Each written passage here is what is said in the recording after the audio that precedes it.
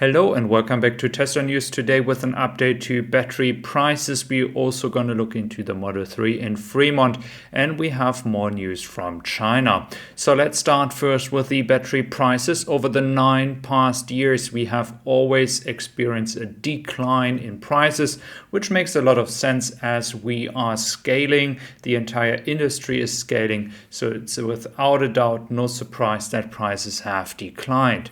But in 2022, it looks like it is the first time that we have a slightly increase in the cost perspective. This is based on Bloomberg. Let's see if that is true, but I guess in this study, they are actually right.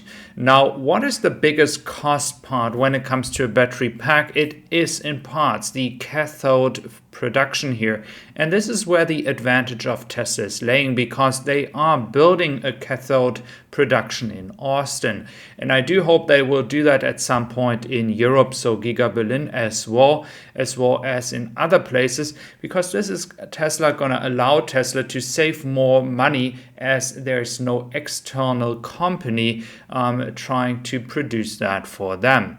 And this is going to help Tesla to get under the $100 in battery pack cost, which is very important for, in one case, the advantage when it comes to making money with EVs, but of course when it comes to competition as well.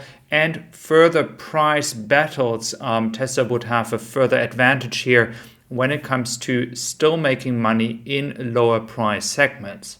Now, looking into the Model 3 line in Fremont, we have here further updates. Tesla was planning to do that already for a long time, but Elon Musk said back 2 years ago that we have to wait for Giga Berlin and Austin to ramp up so that the cash flow is there, and a stop in the production line wouldn't affect a negative return, so no profits. And this is not the case anymore, that this would be an issue. Tesla is making a lot of money, and they can now concentrate on rebuilding the production line of the Model 3.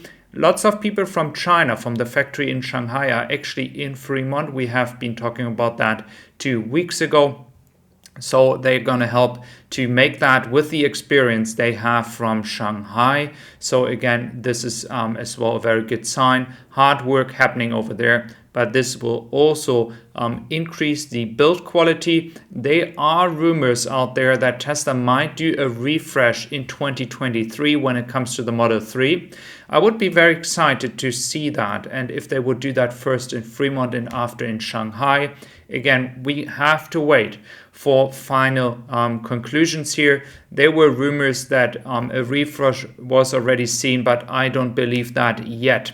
We should still be very cautious about rumors here. Now, looking into Apple, and it's not only Apple, it is actually as well VW that has delayed projects, Toyota is delaying projects, Google is delaying projects, and Apple as well. So this is coming now without a surprise. Many people have expected Apple to move in much earlier. Now it looks like 2026. And again, these will be the first build cars. They don't have proper scale yet. Just look forward to Tesla in 2026, where they will be 4 years ahead. They will have a small compact EV for sure. I believe it might be even earlier. And this will be a struggle for big companies. But Apple looks like they're going to go into the premium market here. They will work with their brand name. So it's not like they're going to go into the small EVs. But nevertheless, Google and Apple are spending a ton of money and still don't manage to actually produce their own products because they want to go into autonomous driving. And many people have said, well, competition is coming. It doesn't really look like it. So we still have to wait actually for final competition arriving here. The same thing happening with VW here. Bloomberg is actually not doing anything to push VW forward so far. Now, when it comes to pushing forward, it is also for Tesla launching into new markets. And new markets are, for example, Thailand. And so we have proper pricing here, I must honestly admit. That is actually a lot. So we should be looking forward to see how many people are actually willing to pay this price. Now, when it comes to Thailand, Thailand is only one market that Tesla is working with. The UK is actually in Europe the biggest or second biggest market after Germany. It's something that many people underestimate, but many people in the UK are buying a Tesla. It has a very strong brand awareness, and so I do look forward to more customers receiving cars as well from Giga Berlin in the future. Right now, most of the cars or all of the cars are actually coming from Giga Shanghai. Now, when it comes to Giga Shanghai and all the rumors we had in the past days, it is true that Tesla is not reducing any kind of production. But what they are doing is they are playing with the prices. So that is what we see. A total discount, if we take everything that is currently available, of around about $2,000. Now, if we look into strategies of Tesla, Tesla is in the first time in its history in the situation that they have in China a very good production rate and not a major backlog. Now we see Tesla for the first time actually reacting to that situation.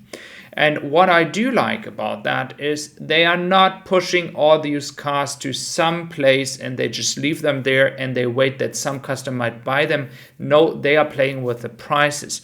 And that is the key here. And I do believe in 2023, we might see that in Europe as well. So if we go back in history over the past 2 years, Tesla has increased the prices by a lot. Now, of course, cost has been rising as well by some parts due to inflation. But again, they have been rising the cost. They reduced the demand due to higher prices. And now they're starting to play with the prices. And that is what I find very exciting, especially as other car makers are not able to do that much because the profit they make per car is not that big that they have actually room to play with the prices. And this is something which will be very interesting to watch in 2023. Now, when it comes to the carriers, we have the Themis actually being the last carrier moving to Europe. It will go to Koper, Slovenia, but I'm not sure yet if those cars will all be delivered in 2022. It looks like that those cars might go into the first week of 2023.